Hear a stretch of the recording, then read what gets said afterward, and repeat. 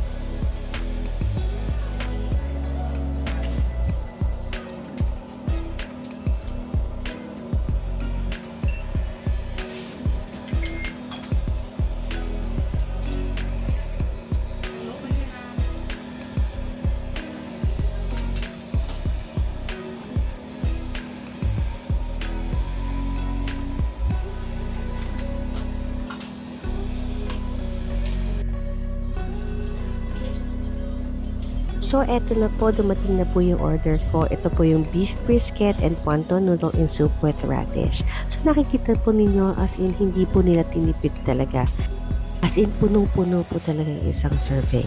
So, meron dito wonton, and of course, yung beef brisket. So, nakita naman ninyo, medyo ang kapal po talaga ng cuts ng beef briskets nila.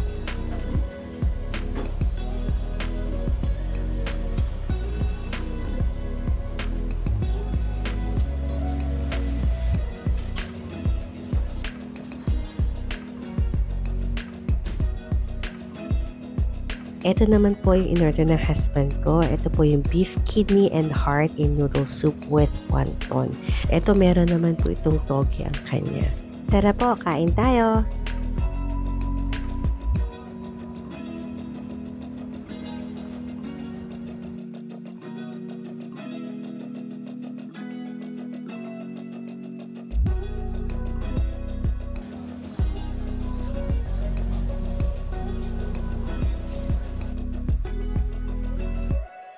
Huwag niyo po kalimutan humingi nitong homemade chili sauce nila kasi sobrang sarap po nito at ang anghang niya talaga. Nakakapadagdag po talaga ng sarap ng noodles ninyo. So eto po, tapos na kami kumain at sobrang nabusog po talaga kami. Ang sarap talaga ng noodles nila dito. Thank you for watching. Samahan niyo kami sa mga susunod pa po naming mga videos.